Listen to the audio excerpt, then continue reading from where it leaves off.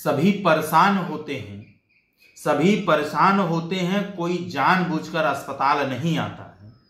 सभी परेशान होते हैं, कोई जानबूझकर अस्पताल नहीं आता है। ऐसे लोगों का सहयोग करना ही इंसानियत कहलाता है। बेशक तुम आजाद हो, कोई शिकवा शिकायत नहीं है तुमसे। बेशक तुम आजाद हो, कोई शिकवा शिकायत नहीं है तुमसे। दुआ करो सबके सलामती की, फिर यहां लौटकर कौन आता है।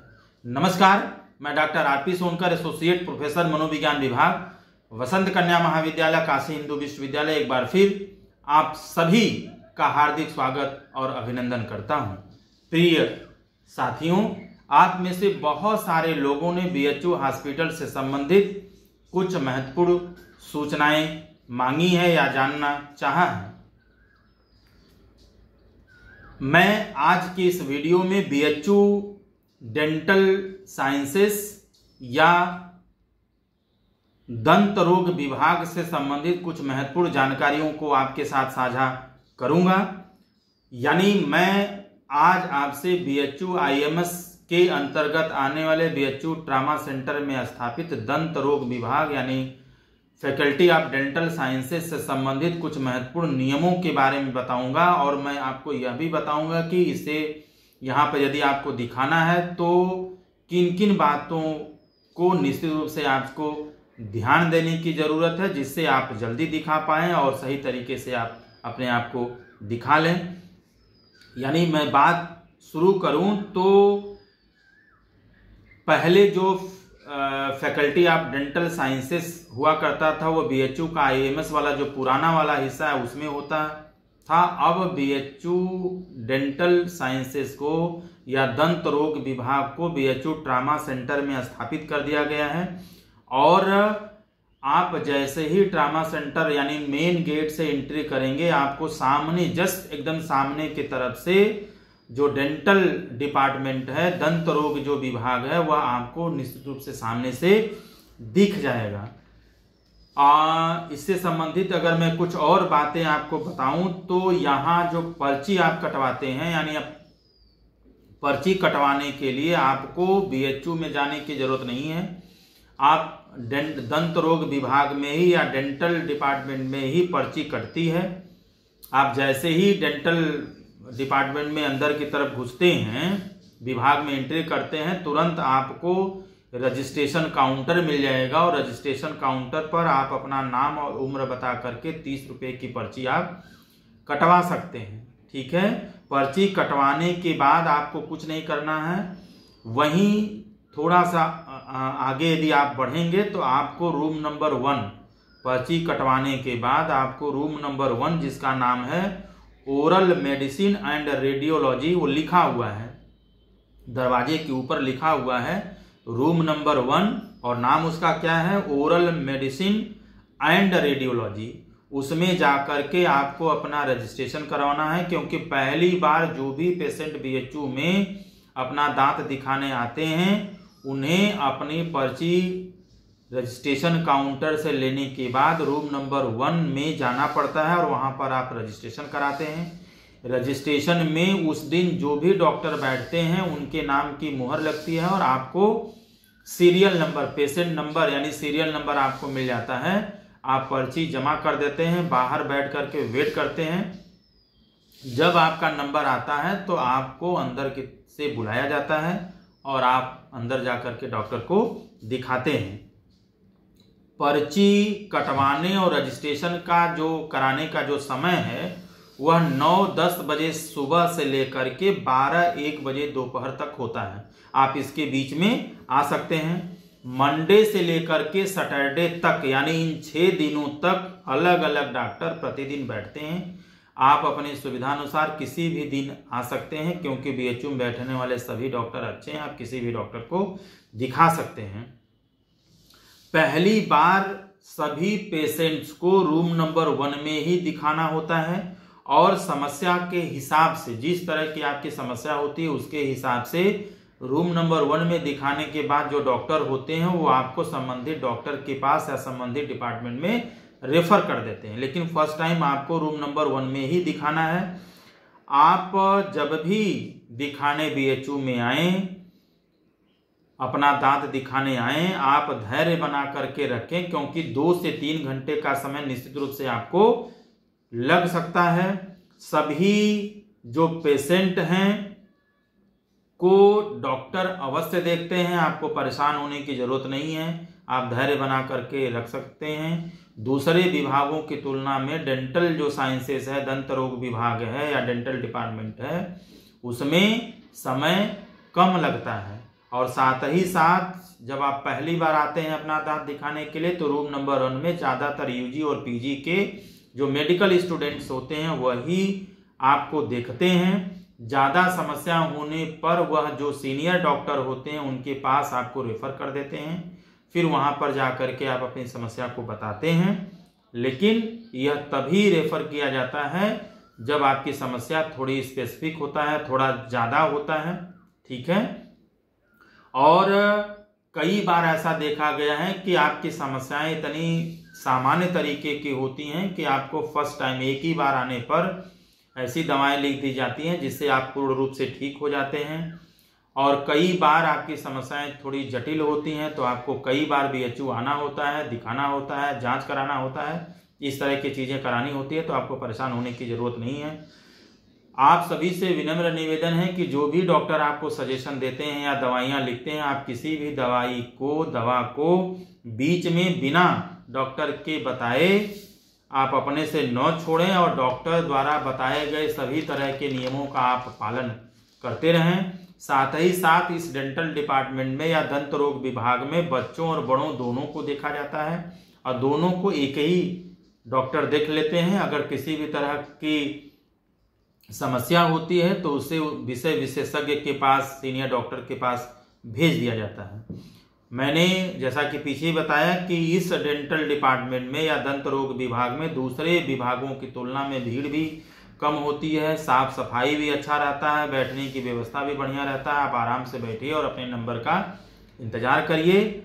आप यह समझ लीजिए कि बीएचयू का जो डेंटल डिपार्टमेंट है यहाँ पर बहुत एडवांस इसको बनाया गया है और दांत से संबंधित सभी तरह की आधुनिक मशीनों को रखा गया है, मशीनें उपलब्ध हैं जिससे आपके दांतों की बेहतर चिकित्सा आपको यहाँ पर मिल सकती है।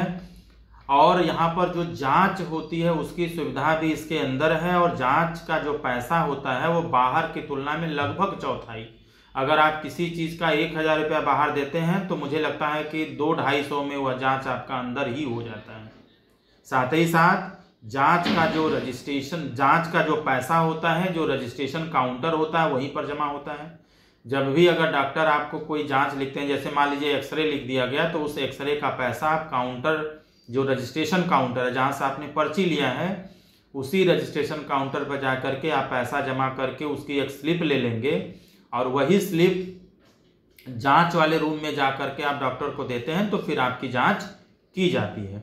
और साथ ही साथ यहाँ पर एक्सरे से लेकर के अन्य तरह की जांच की सुविधा भी उपलब्ध है। जिस तरह की जरूरत होती है वह जांच आपको डॉक्टर लिखते हैं और आप वहाँ पर करा सकते हैं। बात यदि हम एक्सरे की करें तो एक्सरे कराने के लिए आपको बहुत इधर उधर भागने की जरूरत नहीं है।